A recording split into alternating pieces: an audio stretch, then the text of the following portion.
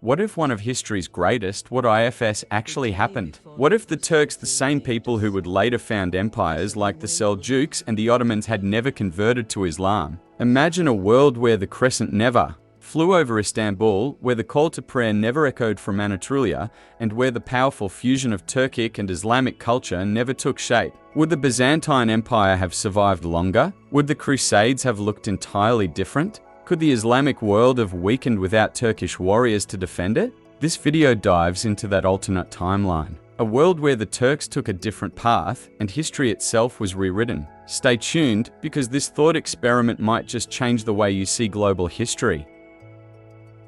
The turning point in history came during the 8th and 9th centuries, when many Turkic tribes began to move closer to the Islamic world. One of the most pivotal moments was the Battle of Talas in 751, where Muslim Arab forces clashed with the Chinese. Tang dynasty, although the Turks were not the main players, their alliance with the Muslims in this battle introduced them to the Islamic world on a deeper level. Over the following centuries, the spread of Islam among the Turks wasn't rapid through conquest, but rather through trade, cultural exchange, and the influence of Sufi missionaries. These mystics played a key role in introducing Islamic beliefs in a way that blended well with the Turkic nomadic and spiritual traditions, especially Tengriism, their ancient sky god worship. Islam offered the Turks not only a new religious framework, but also access to a broader civilization, political alliances, and legitimacy in the Muslim world. Without this turning point, the Turks might have remained followers of their traditional shamanistic beliefs or adopted another path altogether, such as Christianity or Buddhism, changing the course of Eurasian history entirely. If the Turks had not embraced Islam, their spiritual journey might have taken several different routes, each with its own far-reaching consequences. One possibility is that they could have remained loyal to Tengriism, their ancient Central Asian belief system centered around sky worship, ancestor reverence, and natural forces. This would have kept their identity rooted in a shamanistic worldview, potentially leading to a unique cultural evolution detached from the major world religions. Another path could have led them toward Christianity, particularly Eastern Orthodoxy, due to their proximity to the Byzantine Empire and interactions with Christian populations in Anatolia and the Caucasus. There's also the chance that Buddhism, which had spread along the Silk Road into Central Asia, could have attracted some Turkic tribes, as it had already influenced regions like Sogdiana and parts of the Ugar kingdom. Zoroastrianism, once dominant in Persia, could have also found footing among the Turks during their contacts with Iranian peoples. If any of these religions had taken hold instead of Islam,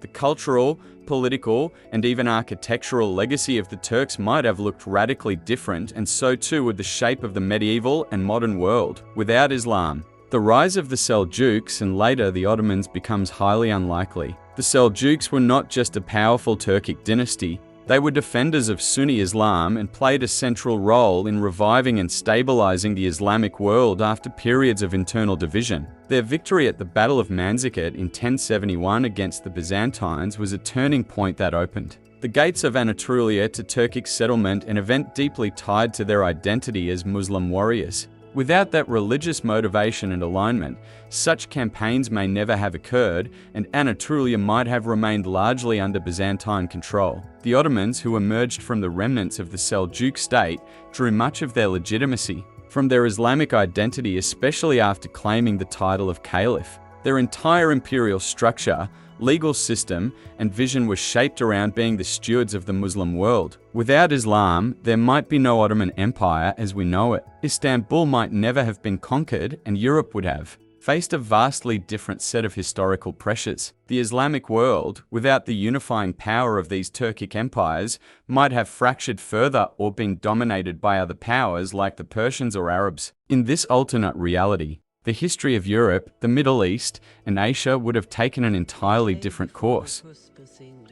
If the Turks had not become Muslim, the geopolitical map of the medieval and modern world would be dramatically different. One of the most immediate consequences would be the weakened expansion of Islam beyond the Arab heartlands. The Turks were instrumental in defending and spreading Islam not just through conquest, but also through political structure and military strength. Without them, the Islamic world might have lacked the military prowess to withstand Crusader invasions or Mongol assaults. The Crusades themselves might have looked very different without Turkish control of Jerusalem and Anatolia. Perhaps the Byzantine Empire could have retained more power, or the Crusaders might have faced less organized resistance. The balance of power between Europe and the East would shift as well. With no Ottoman threat looming over Eastern Europe and the Mediterranean, countries like Hungary, Austria, and Italy might have developed along entirely different lines. Trade routes would also shift. The land-based Silk Road might have remained more dominant, especially if Central Asia stayed under Buddhist or Tengrist control.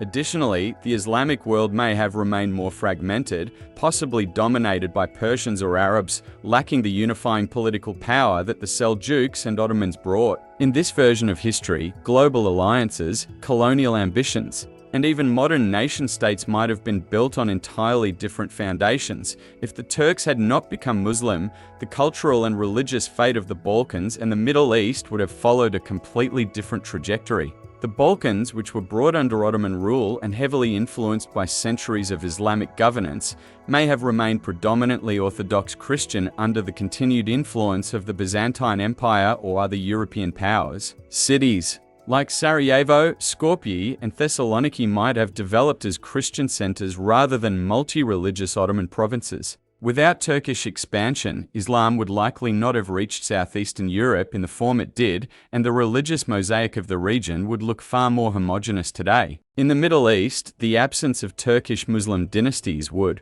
have left a vacuum of power that Arab or Persian powers might have filled. The political structure of the Islamic world would lack the organizing force that the Seljuks and Ottomans provided for centuries. Arab caliphates may have continued to dominate, or rival Persian Shiite states might have risen to greater prominence. Earlier, Jerusalem, Mecca, and other holy cities might have fallen under different rulers, possibly changing the nature of Islamic sectarian divides. The balance of power between Sunni and Shia forces could have shifted entirely. Without Turkish control over the Holy Lands, the administration of pilgrimage, religious institutions, and Islamic law might have taken a very different form, leading to an altered theological and cultural development of Islam itself. The cultural impact of Turks not embracing Islam would ripple across centuries of art, architecture, language, and identity. One of the most visible absences would be the architectural marvels that merged Islamic aesthetics with Turkish design. No blue mosque in Istanbul,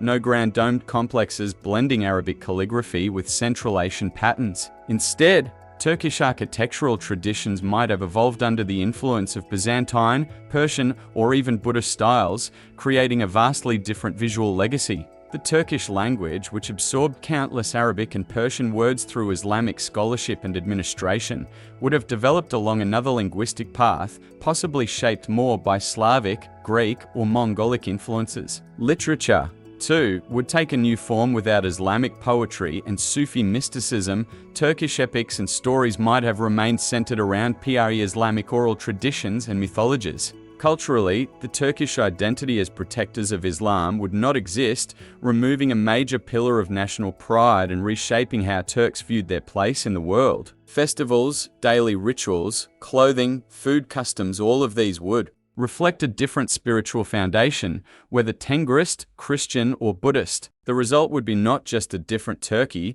but a different cultural footprint across Eurasia and North Africa, where Turkish influence once helped define the Islamic world's golden age.